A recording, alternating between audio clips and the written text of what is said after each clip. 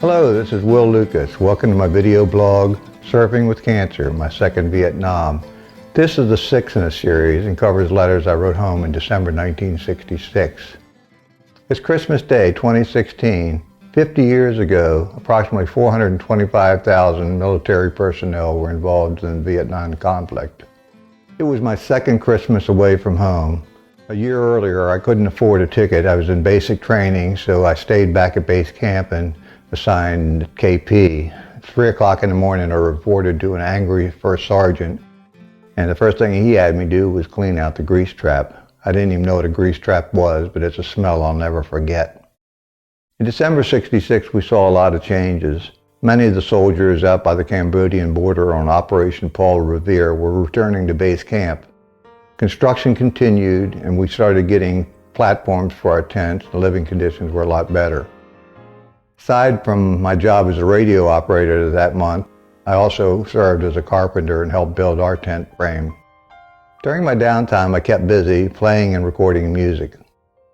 My first letter written home in December 1966 is rather bitter. I was young, opinionated, confused, homesick, and disgusted with people who use patriotism as an excuse to do harm to others. 1 December 1966. Yay, I made it through 1 year. It wasn't so terrible, just completely bad, that's all. 1 year of my life almost completely wasted. I'm sure no one but me has gained from my tour, and that was very little.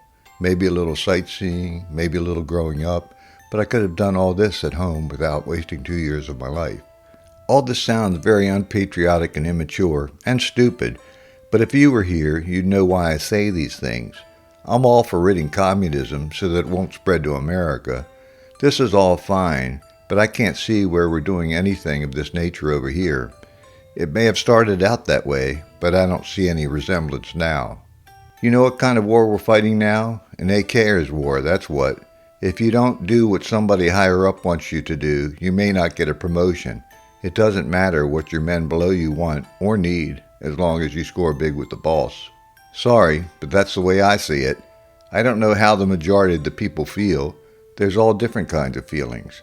Some people are here, not because they want to save their country, but because they're savage and they want to kill.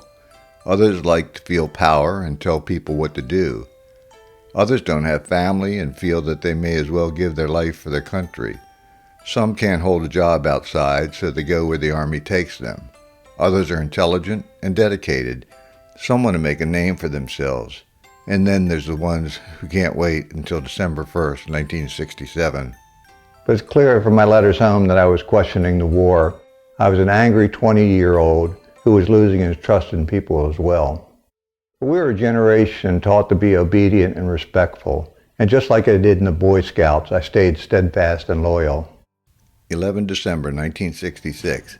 Hi, nothing at all going on. It's Sunday afternoon, and if someone ever comes to relieve me, I'll go to church at 4:30.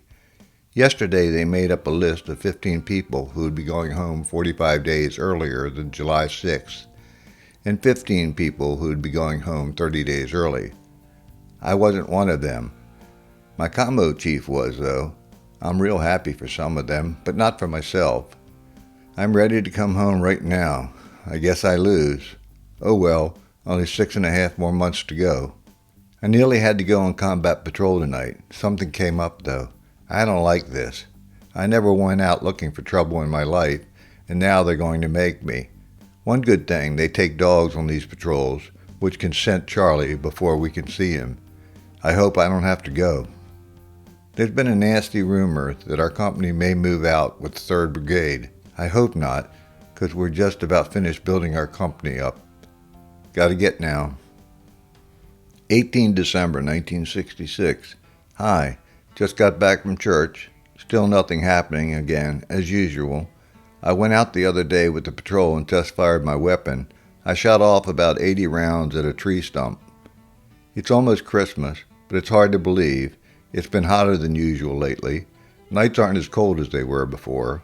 I wish there was something halfway decent to write about. I should have a pass in a few more days, but I think I'll sleep all day instead of going anywhere. I guess I'll close now. Nothing to say. Have a merrier Christmas than me. But we were fortunate in a way. The Dragon Mountain Base Camp, home of the 2nd Brigade, 4th Infantry Division, was the first stop for the Bob Hope Christmas show on December 19th. Close to 5,000 Army and Air Force personnel attended. Here's a letter not included in my 1996 book Mail Call. Well, Bob Hope was here today. He really put on a good show. All kinds of people were there. Phyllis Diller, Anita Bryant, Miss World, Joey Heatherton, and a whole bunch of other people. You can look for me in January on television. I'm in about the 8th row back, in the green uniform. Nothing much more than this happening. Got to get to work now. I wrote a similar letter to my friend Tom Darmody, but for some reason I felt the need to tell him that a new brothel had opened up outside of our camp. I don't know what that was about. I don't have any clear memories of Christmas 1966, but recently Jack Passione, a fellow soldier, sent me a bunch of pictures, and included in that was a menu from the Christmas dinner that year. 29 December 1966. Hi, finally received the package you sent me. I received it on the 26th. I really appreciate all the stuff you sent. The tape is really good, also the cookies and everything else. I'm sorry I haven't written much lately, but we've been pretty busy. There's a pretty good chance that we may move out somewhere near the end of January. They made flight plans and everything like that for our company to go, but they're trying to fight it because we got all our tent frames and mess hall up. Oh, by the way, I'm having a very hard time cashing your money order.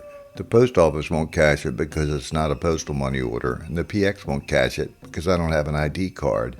And I can't sign it over to someone else because the PX won't cash second-hand money orders or checks. Oh well, I'll hold on to them until I get a new ID card made. They don't have a place set up in the camp to make ID cards yet. They should before I leave, though. I'm on pass today. It's 10 after 3. I just woke up a little while ago. It's payday tomorrow. I'll write again tomorrow. Of all the dumb things I did in my youth, New Year's Eve 1966 was at the top of the list. I'd been trained in communication, and during December I was called upon to string communication lines from telephone poles basically around the camp. I didn't have any training in that area. I was scared to death at heights, but I did what I had to do, put on the climbing cleats and climbed up, did the lines.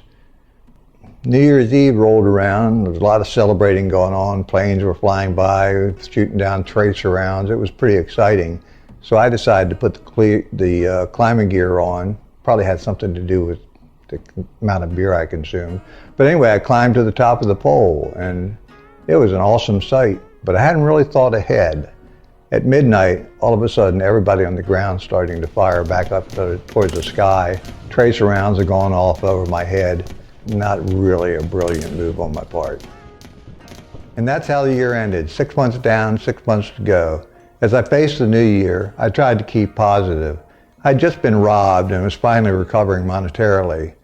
Thoughts of R&R to Hawaii gave me hope, but denial helped me cope with the realities of war on a daily basis.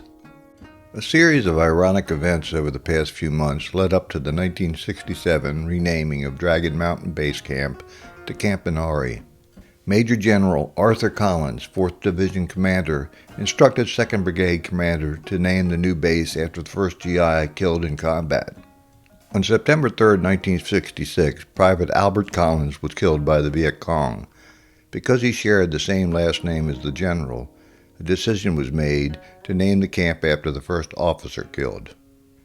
As fate would have it, on November 5th, Lieutenant Richard Collins was killed in action. General Collins then ordered that the base camp was to be named after the first posthumous recipient of the Silver Star, regardless of his name or rank. On December 2, 1966, Lieutenant Mark Inari was killed in action during Operation Paul Revere. And let me be absolutely clear. The days may become months, and the months may become years, but we will stay as long as aggression commands us to battle.